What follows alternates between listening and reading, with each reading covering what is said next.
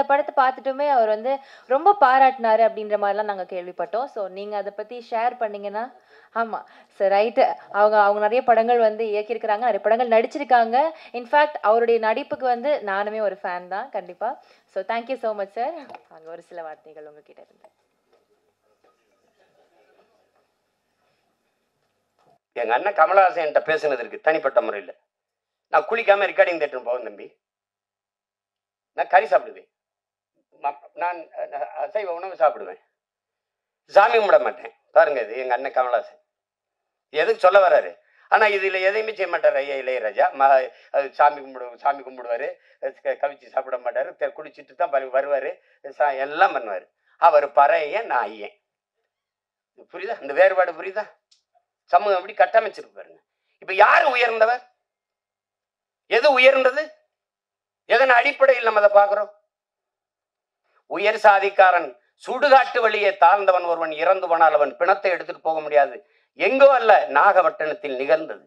கோயிலுக்குள் நுழைய முடியாது, திறந்து போய் கும்பிடடா என்று சொல்ல ஒருத்தனும் இல்ல. பூட்டை போட்டு சாவி எடுத்துக்கிட்டு வர ஆள் இருக்கு. ஏன் சிவனே நந்தனார் சரித்திரத்திலே 63 நாயன்மார்களில் ஒருவன் பறையன். அவன் சிவன் பக்தன், எவனுக்கும் சற்றும் குறைவில்லாத பக்தன் நந்தன். எத்தனை 100 ஆண்டுகளாக அந்த வழி துரத்துகிறது. இன்றும் பல நந்தன்கள், பல ஆயிரம் நந்தன்கள். நந்தன் வெளியிலே 63 நாயன்மார்களில் ஒருவன் சிவன் கோயிலுக்கு வெளியிலே சிவனை வழிபட தவிக்கிறான். எல்லோரும் உள்ளே. நந்தி அங்கே நிற்கிறது, சிவனை வழிபட மறைக்கிறது. நந்தனுக்கு சிவன் தெரியாமல் நந்தி மறைக்கிறது. அதை பார்த்த சிவன் நந்தியை நகர்த்தி வைத்தான் என்பது வரலாறு, கதை. அப்போது என்ன கேட்க தோண்டும்? எந்த ஒரு மானுடனுக்கும் ஒரு கேள்வி எழும் இல்லையா? நந்தியை நகர்த்தி வைத்த சிவன் நந்தா உள்ளவாடா என்று ஏன் கூப்பிடல? இந்த கேள்வி எழுமா இயலாது? எழுமா இயலாதா? அப்ப இறைவனுக்கும் தீண்டாமை இருந்ததா? நீனும் சாதிய பாகுபாடு பார்த்தாயா? பாருங்க, இந்த கேள்விதான் படம், நந்தன் படம். சாதிய இழிவை துடைத்தெறிய போராடாமல் இருப்பதை விட செத்து ஒழிவதே மேலானது. அண்ணல் அம்பேத்கர். இந்த வார்த்தையில வலி இருக்குதா? அது உணர முடியுதா? என்னைக்காவது என் உடன் பிறந்தவர்களே, நீங்கள் இருந்து சாப்பிட்டு எழுந்த இடத்தை தண்ணீர் விட்டு கழுவியதை நீங்கள் பார்த்தது உண்டா? இந்த தெருவிலே நீ நடக்கக்கூடாது, இந்த கோயிலுக்குள் வரக்கூடாது என்று சொன்னதை நீங்கள் கேட்டதுண்டா? தோல் மேலே கையை போட்டு நீங்கள் என்ன சாதி என்று தெரிந்து கொள்வதற்கு நீங்கள் என்ன ஆளுக என்று கேட்டதை நீங்க என்னைக்காவது அந்த வழியை உணர்ந்து இருக்கிறீர்களா? உங்களை அழைத்து கொண்டு போய் உங்கள் அப்பா பேர் என்ன, உங்க ஊர் என்ன, உங்க அப்பா என்ன வேலை பார்க்கிறார், எந்த தெருவில் வாழ்கிறீர்கள், எதற்கு, நீ என்ன சாதி என்று கண்டறிவதற்கு இந்த வழியெல்லாம் நீங்கள் அனுபவித்தது உண்டா? இந்த குளத்தில் நீ குளிக்க கூடாது என்று சொல்லது உண்டா? தண்ணீரை வாய் வைத்து குடிக்க கூடாது, அண்ணாக்கத்தான். அது சுகாதாரம். இன்னைக்கு அண்ணாக்க எல்லாரும் குடிக்கிறோம், அது வேறு. இரட்டை குவளை முறை, அதெல்லாம் பார்த்தது உண்டா நீங்க? ஒவ்வொரு சாதிக்கும் ஒரு முடிதிருத்துகிறவர் உண்டு, பார்த்து உண்டவா? சலவை தொழிலாளி இந்த சாதிக்கு விழுக்கிறவர் தனி. இந்த குளத்துல தான் குளிக்கணும், மாறி குளிச்சனா குள விழும். இதெல்லாம் எங்க இருக்குன்னு நினைக்காது, இன்னும் இங்க இருக்கு, இன்னும் இருக்கு. எத்தனை ஊராட்சி மன்ற தலைவர்கள் இந்திய நாட்டின் விடுதலை கொடியை ஏற்ற முடியாமல், கொடி விடுதலை கொடி, ஆனால் அவன் பெற்றிருக்கிறானா? சத்துணவு ஆயா தாழ்த்தப்பட்ட மகள், அவள் சமைத்து போட்டதை சாப்பிட மாட்டோம் என்று எத்தனை பிள்ளைகள் சாப்பிடாமல் போனது இல்லையா? அரசு சாப்பிட வைக்கிறதுக்கு என்ன முயற்சி? அவளை பணியிட மாற்றியதுதான் இன்றும் இங்க நிகழ்கிறது. உடன் பிறந்தவர்களே, நாகப்பட்டினத்துல சுடுகாட்டு வழி எடுத்துட்டு போக முடியல, சுடுகாட்டு வழியே.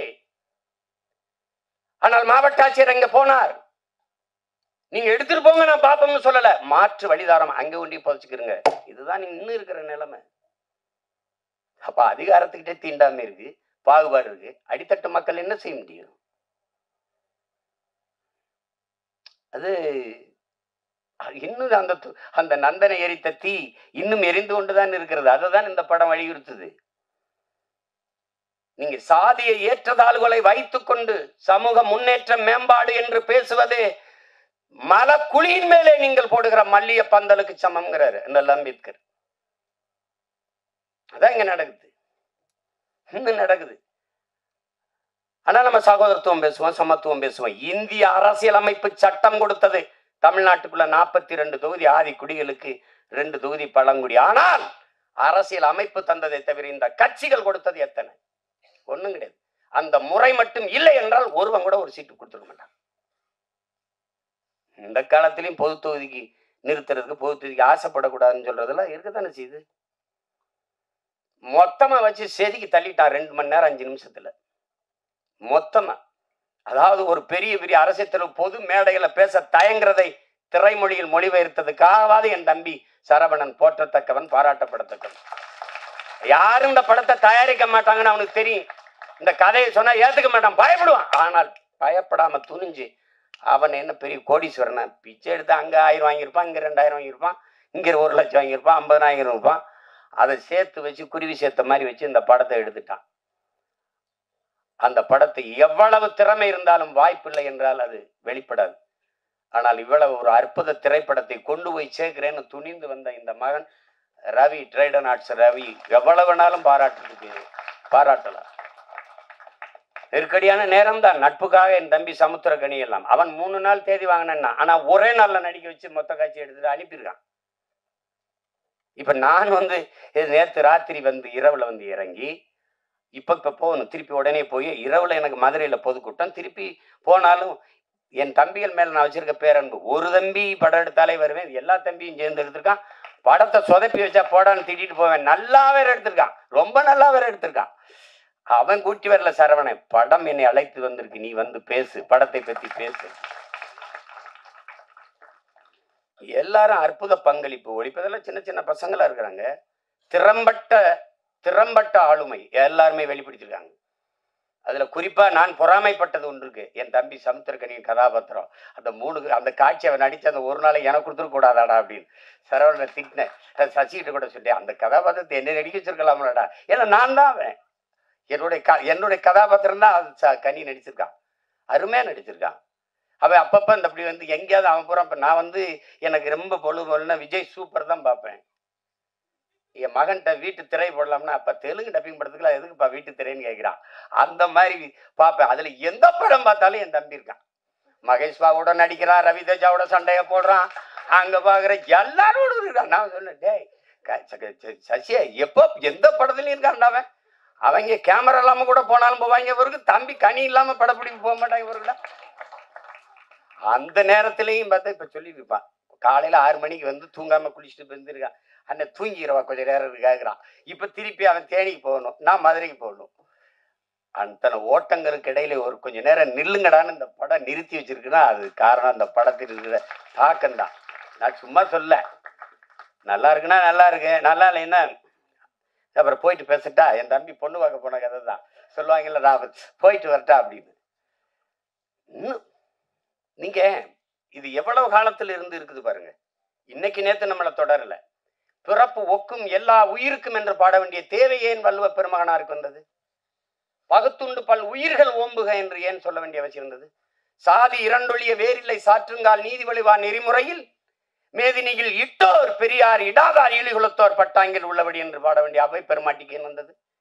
பறச்சியாவதேதடா பணத்தியாது ஏவதா இறைச்சி தோல் எலும்பிலே இலக்கமிட்டு இருக்குது என்று பாட வேண்டிய சித்தர் சிவாக்கிற்கு ஏன் வந்தது? எதுக்கு வருது? யாரு மேல கீறினாலும் ரத்தம் ஒண்ணுதான், ஆக மொத்தம் நீ நானும் 10 மாதம் தான். தாத்தா பட்டுக்கோட்டைக்கு ஏன் வந்தது? சாதிகள் இல்லையடி பாப்பா குல தாழ்ச்சி உயர்ச்சி சொல்லால் பாவம் நீதி உயர்ந்த மதிகல்வி அன்பு நிறைய உடையோர் மேலோருங்கிறான். யாரு? பாரதி. என்ன எல்லாம் கேட்பான், பாட்டன் பாரதிங்கிற. அப்படி சீமானுக்கு எப்படி பாரதி பாட்டன் ஆயிட்டா அப்படின்னு. வெறிவர் மேலே பெரியாரது எல்லாருக்கும் தந்தையா இருக்கும்போது பாரதி எனக்கு பாட்டனா இருக்குல்ல, என்ன உங்களுக்கு பிரச்சனை? என்ன பிரச்சனை? சோனியா காந்தி அன்னையா இருக்கும்போது பாரதியும் எனக்கு பாட்டனாவும் ஊவேசா எனக்கு தாத்தாவா இருக்குல்ல, என்ன பிரச்சனை? சாதிகள் இல்லையடி பாப்பா என்று பாடியவனை பாப்பான் என்று சொல்லி கொடுத்தவன் எவங்க? எப்படி இருக்கு? ஆழ்ந்து போங்க, வலிக்கும், இறங்குங்க. நான் இப்படித்தான் என் வீட்டு வாலி விழுந்துருச்சுன்னு தான் கிணத்துக்குள்ள குதிச்சேன்.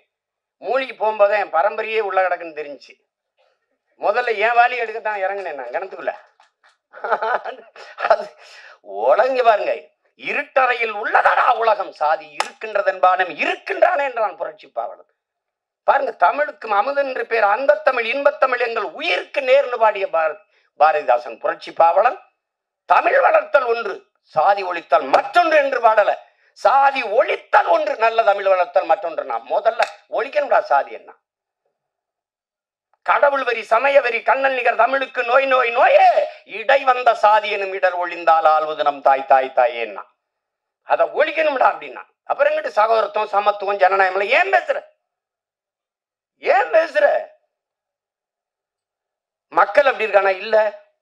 அயோத்தியில ஒரு பொது தொகுதியில் அகிலேஷ் யாதவ் ஒரு தாழ்த்தப்பட்ட தமிழ் ஒரு மகனை நிறுத்தி பொது தொகுதியில வென்றான். மக்கள் சரியாக இருக்கான். 21 தேர்தலில் 16 இடங்கள் பொது தொகுதியை கொடுத்த ஆதி தமிழ் குடிகளுக்கு. எல்லாரும் சொந்தங்களை உங்கள்கிட்ட சொல்றேன், நீங்க வேணா எடுத்து புள்ளிவரங்களை பாருங்க. நான் பொது தொகுதியில் ஆதி தமிழ் பிள்ளைகளை நிறுத்திய இடத்தில் தான் எனக்கு வாக்கு அதிகம். நீங்க எடுத்து பாரு வேணா புள்ளி விவரங்களை. அப்ப மக்கள் சரியா இருக்காங்க, நீ சரியா இல்ல. எல்லா வழியும் மொத்தமா ஒரு படம் பேசுதுன்னா அது நந்தன் பேசுது. அந்த படத்துக்கு பேர் பொருத்தம் அப்படி இருக்கு. நந்தனார் சரித்திரம் நீங்க அது பார்த்துருக்க முடியும். இப்ப அப்பெல்லாம் நாடகமா கூட வந்துச்சு, இப்ப இல்ல. அதுதான் அந்த நந்தனை எரித்த தீயில் ஒரு ஒரு கொஞ்சம் எடுத்துட்டு வந்துதான் எரிய விட்டுருக்கான் என் தம்பி. அந்த நந்தன்ல கயிறைய வச்சிருக்கான் பாருங்க. கல்வி அறிவற்ற சமூகம், படிக்க பள்ளிக்கூடம் கல்வி என்ன சொல்றது, கல்வி வரவே மறுத்த சமூகம் நாங்க. SC ST schedule tribes, SC Paraiyar Devendrar எல்லாருக்கும் இடஒதுக்கீடு இருக்கு. 18 விழுக்காடுங்கிறீங்க. முதல்ல எஸ்டிக்கு கம்யூனிட்டி சர்டிபிகேட் இருக்கா? சாதி சான்றிதழ் இருக்கா? ஆதி தமிழ் குடி குறவருக்கு இருளருக்கு சாதி சான்றிதழ் இருக்கா? இல்ல. திருவண்ணாமலை மாவட்டத்தில் இல்லாம போராடும் போது இங்கிருந்து நான் வண்டி எடுத்துட்டு போய் அந்த மக்களோட உட்கார்ந்து பள்ளிக்கூடத்தை விட்டு கர்ப்பிணி பெண்கள் வேலைக்கு போகாம அந்த குறவர் குடி மக்கள் உட்கார்ந்து அவங்களோட உட்கார்ந்து போராடி 3000 பேருக்கு சாதி சான்றிதழை நான் பெற்றுக் கொடுத்திருக்கிறேன் என்றால் அப்ப எந்த நிலைமையில் அவன் மக்கள் இருக்கான்? சாதி சான்றிதழ் இல்லாதவன் என்ன சலுகையை பெற முடியும்? ரேஷன்ல அரிசி போடுறான், சரிதான். ரேஷன் கார்டுல தானே வாங்க முடியும், கார்டே இல்லையே. அந்த மக்களின் வழியை நீங்க அது பார்த்தாதான் தெரியும். அனுபவிச்சானது என்ன தெரியும்? நமக்கு எல்லாமே செய்தி தான். விவசாயி செத்தாலும் செய்தி தான், நமக்கு மீனவன் செத்தாலும் செய்தி தான், எல்லாமே நமக்கு செய்தி தான். ஆனால் இந்த படத்தை பார்த்துட்டு அப்படி கடந்து போக முடியாது. பத்திரிகை இதழியல் உறவுகளுக்கெல்லாம் போட்டு காமிச்சாரா இல்லையான்னு தெரியல. நீங்க பார்க்கும்போது நான் பேசுற அந்த உணர்வு உங்களுக்கு புரியும். இது அது அவ்வளவு சிறந்த ஒரு ஒரு படைப்பு. அதுக்கு எடுக்கிறதுக்கு ஒரு அசாத்திய துணிவு வேணும். கதைக்களத்தை முதல்ல உள்வாங்கணும். அந்த கதாபாத்திரங்களை அதை அந்த திரைக்கதை அவ்வளவு செறிவா அவர் அந்த வழியை ஏற்படுத்துற அளவுக்கு செதுக்கிட்ட ரொம்ப அசாத்தியமான ஒரு படைப்பு. சமீப காலத்துல ஒரு நீங்க தெருவில் நடந்துகிட்டே போகும்போது ஒரு அழகான ஒரு இடத்த பார்த்தா நின்று கொஞ்ச நேரம் பார்ப்பீங்கல்ல, அப்படி எத்தனையோ படம் பார்த்து நீங்க கடந்து போனாலும் நந்தன் படத்தை கொஞ்ச நேரம் நின்று அப்படி பார்ப்பீங்க. அப்படி ஒரு தாக்கத்தை ஏற்படுத்தக்கூடிய படம். அதுங்க நம்ம இன்னைக்கு இல்லை, எத்தனை முன்னோர்கள் நம்ம முன்னோர்கள் பாடியிருக்காங்க சாதி இழிவு தீண்டாமை கொடுமைக்கு. தாத்தா முத்துராமலிங்கத்தேவர் அவர்களை இன்னைக்கு இல்லை சாதியவாதியா தான் இந்த சமூகம் பார்க்குது, போட்டு அப்படி கட்டமைக்குது. சாதிய எண்ணம் கொண்டவன் அரசியலுக்கு வந்தால் நாடு நாசமாகி முடியும் பேசுனது அவர் தான். சாதிய சிந்தனை கொண்டவன் இறைவனையே வழிபடார்கதை கற்றவன் அவர் தான். உன்கிரகை உயர்ந்தது உழைக்கிறகை தாழ்ந்தது என்கிற எண்ணம் எவருக்கும் இருக்கக்கூடாது. இறைவனுக்கு முன்பே 2 கையும் இணைத்துத்தான் வணங்குகிறோம் என்று சொன்னதும் அவர் தான். பிறப்பில் இல்லை தாழ்ந்தவன் உயர்ந்தவன். அவன் பெற்றிருக்கிற கல்வி அறிவு, அவனுடைய தனி மனித ஒழுக்கம், செயல்பாடுகள், இதை வைத்துத்தான் ஒருவன் உயர்ந்தவன் தாழ்ந்தவன் என்று இதைத்தான் அம்பேத்கர் சொல்றார்.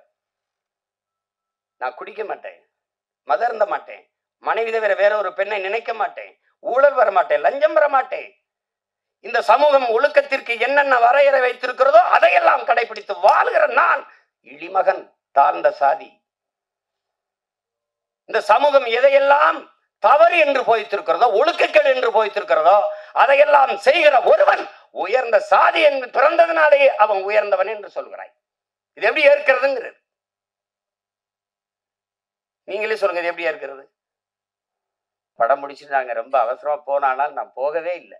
என்னுடைய மனைவி எல்லாம் அந்த கடைசி காட்சியிலிருந்து திரும்பிக்கிட்டு அழுதுகிட்டு இருந்தாங்க. அவ்வளவு நெகிழ்ச்சியா இருந்தது அது. அவங்களுக்கு இவங்கெல்லாம் சொல்ல பயப்படுவாங்க கதையை. நான் சொல்ற கதை வந்து மிக ஆழமான கதை. தமிழ் நிலத்தில் மட்டும் இல்ல, இந்திய பெருநிலம் முழுமைக்கும் இன்றும் நம்மோடு இருக்கிற சக மனிதர்கள், நம்மை போல எலும்பு நரம்பு ரத்தம் சதை பசி உறக்கம் கனவு கண்ணீர் கொண்ட சக மனிதர்கள் எவ்வளவு தூரம் இந்த மண்ணிலே நசுக்கப்படுகிறார்கள், ஒடுக்கப்படுகிறார்கள், ஒதுக்கப்படுகிறார்கள் என்பதை உணர்த்துகிற ஒரு ஒப்பற்ற திரை காவியம்தான் இந்த நந்தன். நாட்டின் இன்னைக்கு பொருளாதார அடிப்படையில் இடஒதுக்கீடை நாம் பேசுறோம், நாம் வரவேற்கிறோம். ஆனால் இடஒதுக்கீடு ஏன் கொண்டு வரப்பட்டது அப்படிங்கிறத நீங்க அறிவார்ந்த என் உறவுகள் நீங்க சிந்திச்சு பார்க்கணும். சீமான் இந்த தெருவில் போகக்கூடாது என்றது ஏழை என்பதற்காக அல்ல. என் உடன் பிறந்தவர்களே, இந்த கோயிலில் நான் நுழையக்கூடாது என்பது நான் ஏழை என்பதற்காக அல்ல. இந்த குளத்தில் நான் குளிக்கக்கூடாது என்பது நான் ஏழை என்பதற்காக அல்ல. நான் எளிமகன், ஈன சாதி, தாழ்ந்தவன், தீண்டத்தகாதவன் என்பதற்காக. எதன் பொருட்டு இங்கே எனக்கு கல்வி, வேலைவாய்ப்பு, அரசியல் அதிகாரம் மறுக்கப்பட்டதோ அதன் பொருட்டே அது கொடுக்கப்பட வேண்டும் என்பதற்காக உருவாக்கப்பட்ட ஒன்றுதான் வகுப்பு வாரி பிரதிநிதித்துவம்.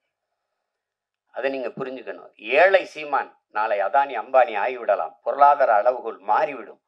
ஆனால் இன்றைக்கு இழிமகன் சீமான் எந்த உயரத்திற்கு போனாலும் என் மீது சுமத்தப்பட்ட சாதிய இழிவு போக மறுக்கிறது. அதற்கு சான்று சீமான் அல்ல, இந்த நாட்டின் முதல் குடிமகன் president of India Ramnath Kovind கோயிலுக்கு வெளியே ஒரு மரத்து நிழல்லே குடும்பத்தோட யாகம் வளர்த்து கும்பிட்டு போனது இன்னும் இருக்கு. வரலாற்று நிகழ்கால நிஜம். நாட்டின் முதல் குடிமகள் Droupadi Murmu president of India, நாட்டின் பிரதம அமைச்சர் மாண்புமிகு ஐயா நரேந்திர மோடி ஒரு நாற்காலியிலே, ஐயா அத்வானி ஒரு நாற்காலியிலே அவர் வீட்டு வாசலில் அமர்ந்து பேசுகிறார்கள். அந்த அருமை பெருமகள் அந்த ஓரத்திலே கைகட்டி நின்று கொண்டிருக்கிறான். Citizen of president of India. இந்த நாட்டில் பெண்ணிய உரிமை பேசுகிறோம், பெண்களுக்கு இடஒதுக்கீடு பேசுகிறோம், சமத்துவம் பேசுகிறோம், சகோதரத்துவம் பேசுகிறோம், ஜனநாயகம் பேசுகிறோம். நாட்டின் முதல் குடிமகள், இந்திய நாட்டின் பிரதமர், இந்திய நாட்டின் பிரசிடென்ட் ஆஃப் இந்தியாவுக்கு அந்த நிலைமை என்றால் சாதாரண ஊராட்சி மன்ற பிரசிடென்ட் தலைவருக்கு என்ன நிலைமை இருக்கும் என்று என் அரும் தம்பி தங்கைகள், என் உடன் பிறந்தார்கள் சிந்திச்சு பாருங்க. இன்றைக்கும் கொடியேற்ற முடியாது. இங்கே எத்தனையோ மாமன்றங்களில் மாநகர மாமன்ற உறுப்பினர்கள் இருக்கிற அவையிலே தாழ்த்தப்பட்டவர்கள் இருப்பதற்கு இருக்கை போடப்படவில்லை என்பது இன்றும் நிகழ்கிறது. கதை தெரிஞ்சிருமோ அப்படின்னு. கதை தெரிஞ்சாதான் படம் பார்க்கவே வருவாங்க. அது ஏதோ அதுல படத்துல மறைவுர்கள், அதுல பேசுறதுல கூட மறைச்சு பேசுறாங்க. அது நீங்க போய் பாருங்க அப்படின்னு சொன்னாதான் பார்க்க வருவாங்க அவங்க. ஒரு சில படைப்புகள் தான் திரையரங்கை விட்டு வெளியில போன பிறகு அந்த கதையும் கதைக்களமும் கதா மாந்தர்களும் நம் பின்னாடியே வருவார்கள். நம் கூடவே பல நாட்கள் இருப்பார்கள். நம் கண்ணை விட்டு நம் உணர்வை விட்டு அகல மறுப்பார்கள். அப்படிப்பட்ட ஒரு தாக்கத்தை ஏற்படுத்திய படைப்பு தான் என்னுடைய தம்பி ரா சரவணன் அவர்களுடைய படைப்பு நந்தன். பல நூறு ஆண்டுகளாக இந்த இனம் தூக்கி சுமந்து வருகிற வழியை திரை மொழியில் பதிவு செய்யப்பட்டிருக்கு. நந்தனை எரிக்கும் போது நந்தன் எப்படி கதறி அழுதிருப்பானோ அந்த கதறல்களின் சில சிதறல்கள் தான் இந்த திரை காவியம். இது இங்கே தம்பி சசி அவர்கள் சொல்லும்போது இது ஆகச்சிறந்த ஒரு பதிப்பு. அது டப்புன்னு இந்த படத்தை பார்த்து அப்படி மறந்துட்டு கடந்தெல்லாம் போக முடியாது. அவ்வளவு பெரிய ஒரு பதிப்பு. அது ஒவ்வொரு காட்சிகளும் அவ்வளவு கவனமாக பதியப்பட்டிருக்கு. அப்படிதான் நான் பார்க்கிறேன். இங்கே பல நாட்கள் பார்க்கணும்னு அதை என் தம்பி சரவணன் வலியுறுத்தி நேரம் இல்லாமையால் ரொம்ப நேர நெருக்கடிகளில் பார்த்தும் கூட அந்த படம் எவ்வளவு வேலைப்படுவதும் என்னை விட்டு நீங்காத அந்த காட்சிகள் என்னை அழித்து கொண்டிருக்கிறது. அவ்வளவு பெரிய தாக்கத்தை அந்த படம் தந்திருக்கு. இதுல படத்தின் மாந்தர்கள், குறிப்பா என்னுடைய தம்பி சசி, அவன் நடித்த அயோத்தி படத்தை பார்த்து நான் பாராட்டினேன். என்னுடைய அருமை சகோதரர் ட்ரைடன் தியேட்டர் அந்த ரவிதான் தயாரித்திருந்தார். அது ஒரு சிறந்த படம். ஆனால் என் தம்பி சசியாவே இருப்பான். அது கதாபாத்திரம் அவனை நகர்த்தும். ஆனால் இந்த கதையில், இந்த படத்தில் முதல் பதிவிலிருந்து சசியை நீங்க மறந்து விடுவீர்கள். சசி என்ற ஒரு நடிகன் நீங்கள் இதுவரை திரையில் பார்த்த அந்த கலைஞன் இல்லை. உண்மையிலேயே அது கூடுப்பானையாகவே வாழ்ந்திருப்பான். அப்படி ஒரு உடல் மொழி, அவனுடைய உரையாடல் உச்சரிப்பு அவ்வளவு அருமையான ஒரு வெளிப்பாடு. அதை எவ்வளவு பாராட்டினாலும் தகும். அதற்கு பிறகு அது புதிய அறிமுகமாக இருக்கிற சுருதி அவர்களினுடைய கதாபாத்திரம், அதனுடைய பங்களிப்பு, புதியவர் என்று யாரும் சொல்ல முடியாது திரையிலே. என்னுடைய தம்பி சமுத்திரக்கனி படத்தில் சிறிய நேரம் வந்தாலும் அதுதான் அது. இந்த சமூகம் ஒரு மானுடனை எப்படி பார்க்கணும், சக மனிதனை அப்படிங்கிறத அந்த கதாபாத்திரம் சொல்லுது. ரொம்ப ஆழமான கதாபாத்திரம். இந்த மொத்த திரைக்கதையை தூக்கி நிறுத்துற ஒரு ஒரு ஒரு ஒரு ஒரு கதாபாத்திரம் இருக்கு. அதை நடிச்சிருக்கிறவன் என் தம்பி பாலாஜி சக்திவேல். நானும் என் தம்பி சசியும் பேசிட்டு இருக்கும்போது, பாலாஜி என்னடா அப்படி நடிச்சிருக்கான் அப்படின்னு. அவன் கதாபாத்திரம் மட்டும் மொத்த படத்தையும் தாங்கி நிற்று. ஒரே தூண்ல ஒரு பெரிய கட்டடத்தை தாங்கி நின்னா அப்படியோ அப்படி நிற்கிது அந்த கதாபாத்திரம். அவ்வளவு சிறப்பா அது செஞ்சிருக்காங்க. அது செஞ்சிருக்கான். அது சும்மா சொல்ல முடியாது. தம்பி ஜிப்ரான் அவர்களுடைய இசை, தம்பி சமுத்திரக்கனி குறிப்பிட்டது மாதிரி, ஒரு அழகான நிறைய பூக்களை வச்சு கோர்க்கிற போது ஒரு நார் தான் அதை தாங்கியிருக்கும். அது மாதிரி நிறைய காட்சிகள் அவருடைய இசையால் அப்படி அது அது அந்த அந்த தாக்கத்தை மிக அருமையா பின்னணி இசையில் அவ்வளவு அருமையா செஞ்சிருக்காரு. அதை ரொம்ப யோசிச்சு தான் வடிவெடுத்திருக்காங்க. ஜிப்ரான் தான் அது. ஏன்னா பின்னணி இசையில் ஒரு படத்தை தூக்கி நிறுத்துகிற ஆற்றல் ரொம்ப அரிதினும் அரிது. அது உலகத்திலே ஆகச்சிறந்த ஒரு இசை மேதை உண்டென்றால் அதற்கு நம்முடைய அப்பா இளையராஜா அவர்கள் தான். இன்னைக்கு அவருக்கு அடுத்து நிறைய இளவல்கள் வந்துட்டாங்க. இந்த மாதிரி அதை திரைக்கதையை இசையால் தூக்கி சுமந்து போகிற ஒரு ஆற்றல் மிக்க இளைஞன் தம்பி ஜிப்ரான் அவர்கள். அவருடைய படைப்பு, ஒளிப்பதிவாளர் சரண், கலை இயக்குநர்கள் எல்லாம் சிறப்பாக செய்திருக்கிறார். ஒரு அந்த புதிதாக நடித்திருக்கிற இப்போ இருக்கிறாங்க நிலா, சுதாகர், அவங்கெல்லாம் தொழில்முறை நடிகர்கள் இல்லை. ஊரில் இருக்கிறவங்க ஒருத்தர் கூட ஒரு தவறா ஒரு எப்படி சொல்றது முகபாவத்தை தந்திருக்க மாட்டாங்க. எல்லாம் உரிய அளவுக்கு உரிய அளவில் பிரமிச்சிருவீங்க நீங்க. இந்த மாதிரி நேர்த்தியான படங்கள் ரொம்ப நாளாச்சு. நம்முடைய வணக்கத்திற்குரிய ஐயா மகேந்திரன், என்னுடைய அப்பா பால்மேந்திரா, அப்பா பாரதி ராஜா, இவர்களுடைய படங்கள்ல தான் அவ்வளவு பெரிய நேர்த்தி இருந்தது, அவ்வளவு ஒரு தாக்கம் இருந்தது. ஆனால் சில படங்கள் பொழுதை போக்கும். அதுக்கு வரியே நம்ம கேளிக்கை வரின்னு தான் விதிக்கிறோம். அது பொழுது போக்கும். ஏதாவது ஒரு அரிதிலும் அரிதான படங்கள் தான் பொழுதை நல்ல பொழுதா ஆக்கும். இது ஆகச்சிறந்த பொழுதாக அந்த 2 மணி நேரம் 5 நிமிடத்தை சிறந்த பொழுதாக ஆக்குகிற ஒரு திரைக்காவியம் தான் நந்தன். அது என் தம்பி இதுக்கு முன்னாடி கத்துக்குட்டி, இந்த உடன்பிறப்புலாம் எடுத்திருந்தாலும் கூட இந்த 3வது பதிப்பு மிக முத்தான பதிப்பு. அப்படிதான் நான் பார்க்குறேன். என்ன வழி இருந்தா பேசுற பாருங்க. ஒரு மனிதன் ஒரு வாழ்நாளில் 10,000 புத்தகங்கள் படிக்கணும். இது சீன பழமொழி. ஐயா இறையன்பு எழுதின 10,000 மைல் பயணத்துல முதல்ல அது எழுதியிருப்பார். 10,000 புத்தகங்கள் படிச்சிருக்கணும், 10,000 கிலோமீட்டர் பயணம் செஞ்சிருக்கணும். இது ஒரு மனிதனுடைய வாழ்நாள்ல. அது சீன பொன்மொழி. அதை எடுத்திருப்பார். 10,000 மைல் பயணம் புத்தகத்தை படிச்சீங்கன்னா முதல்ல இது எழுதியிருப்பார். ஆனால் 64,000 புத்தகங்களை படித்த ஒருவன் இருக்கான் உலகத்துல. தனி மனிதன் நூலகம் தெற்காசிய கண்டத்திலேயே பெரிய நூலகமாக இருந்தது ஒருத்தனுடையதுதான். அவன் ஜமீனும் இல்லை, திவானும் இல்லை, அவன் அமைச்சர் பெரிய கோடீஸ்வரனும் இல்லை. அப்படி புத்தகங்களா வாங்கி சேர்க்க. அவன் நகையை வாங்கி சேர்த்தான், காரை வாங்கி சேர்த்தான், சொத்தை வாங்கி சேர்த்தான். ஒருத்தன் புத்தகத்தமா சேர்த்திருக்கான். படுக்கிற இடம் கூட தான் படிக்கிற இடத்துக்கு பக்கத்தில் இருக்கணும். நூலகத்துக்கு அருகிலேயே அறை எடுத்து தங்கியவன். உலகத்தின் தலை சிறந்த கல்வியாளன் சிலையை திறக்கப் போகிறோம் என்ற ஆஸ்திரேலிய பிரதமர் போய் சிலையை திறக்கிறார். ஒரு சிவப்பு பட்டு துணியிலே போர்த்தி இருக்கிறது. திறக்கிற அந்த மார்பளவு சிலை திறந்தால் அறிவாசன் அண்ணல் அம்பேத்கருடைய சிலை. என் அருமை பெருமக்களே, அந்த பேரறிஞன் சொல்லுகிறான், அவன் பட்ட வழியில் இருந்து அவன் மொழி வருகிறது. ஆடு குளித்து செல்கிறது இந்த குளத்திலே, மாடு குளித்து செல்கிறது சக மனிதன். நான் குளித்து குடித்து வெளியேறக்கூடாதா? அந்த வழியை நீங்க புரிஞ்சுக்கிட்டீங்கன்னா இந்த படம் உங்களுக்கு ரொம்ப பிடிக்கும். இந்த வழியின் மொழிதான் நந்தன்கிற திரைக்காவியம். வழி இருந்தால் படத்தோட பொருந்திருவியே, அது உங்களை பாதிக்கும். இல்லை என்றால் இந்த படம் போதிக்கும். ஆனால் எப்படியாவது இந்த படம் உங்களை செய்யும். படைப்பு என்பது என்ன என் உடன் பிறந்தவர்களே? ஒரு கல்லூரி வாசலில ஒரு கல் இருக்குது, பெரிய கல். அவன் என்ன சொல்றான், இதை எடுக்கணும், என்னடா பண்ணலாம் அப்படின்னு. அடிச்சு நொறுக்கி பூமிக்குள்ள புதைச்சிடலாம் ஒரு மாணவன். அதை எழுதிட்டு இது என்ன செய்யலாம்னு சொல்லுங்கடான்னா ஒருத்தன் எழுதிட்டு வரான். அடிச்சு நொறுக்கி சின்ன சின்ன கற்களா வச்சு பூமிக்குள்ள புதைச்சி விட்டுறலாம் ஒருத்தன் வந்து இதை உடச்சி ரெண்டா போட்டு படிக்கல்லாம் போட்டு எல்லாம் நடந்து நடந்து போகலாம். அது எப்படி ஒருத்தன் எழுதுறான், அது தேவையற்ற பகுதியை நீக்கிடலாம். சரி நீக்கு பார்ப்போம்னா தேவையற்ற பகுதியை நீக்கினா அழகான சிலையா இருக்குது, அதை பார்த்து எல்லாரும் ரசிக்கிறான். இதுதான் படைப்பு.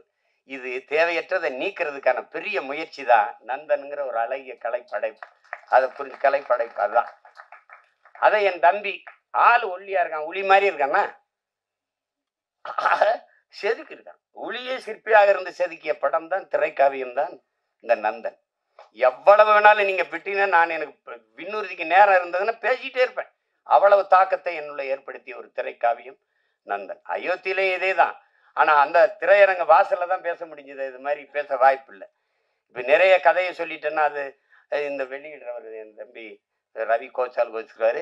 வெற்றி விழாவில் ஒரு தடவை வெற்றி 50 நாள் ஓடி ஓடி வரும்போது விழா எடுத்துரும், மறுபடியும் பேசுவோம், மிச்சத்தை பேசுவோம். ஒரு சிறந்த படைப்பு, ஆக சிறந்த படைப்பு.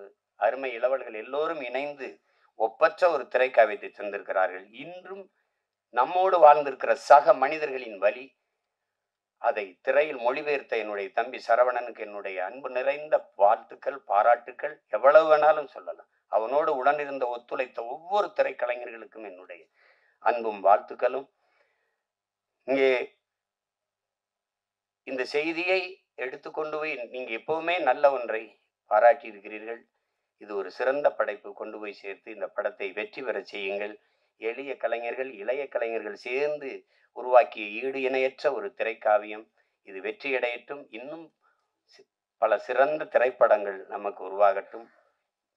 அது இது ஒரு இது இது ஒரு ஒரு புரட்சி என்பது அசரா புரட்சி. பகத்சிங்கிட்ட போய் புரட்சினா என்ன? புரட்சி என்பது ரத்தம் சிந்தும் வன்முறையாகத்தான் இருக்க வேண்டும் என்பது அல்ல. அது துப்பாக்கி தோட்டாக்களை தொழுவதும் அல்ல. அப்ப எதுதான் பகத்சிங் புரட்சி? வெளிப்படையாகவே அநீதிகளால் கட்டமைக்கப்பட்ட சமூகத்தை தகர்த்து முற்றுமுழுதாக புதிய ஒரு சமூகத்தை படைப்பதுதான் புரட்சிங்கிறான். அப்படி ஒரு புதிய ஒரு சமூகத்தை படைப்பதற்கான முயற்சி தான் நந்தன் படம் ஏற்படுத்த போகிற புரட்சி. புரட்சி என்பது ஒவ்வொரு மனிதனின் காலுக்கு கீழே காத்து கிடக்கிறது காய்ந்த சருகுகளாக, ஒரு தீக்குச்சியின் உரசலுக்காக. அந்த தீக்குச்சி தான் நந்தன் பற்ற வைத்து போடுகிற தீக்குச்சி. அன்பிற்குரியவர்களை, புரட்சி தீ பற்றி எரியட்டும். மாற்றம் என்பது மானுட தத்துவம். மாறாது என்ற சொல்லை தவிர மற்றவை அனைத்தும் மாறிவிடும். மாறுவோம், மாற்றுவோம். புரட்சி ஓங்கட்டும். வாழ்த்துக்கள். Thank you so much, sir.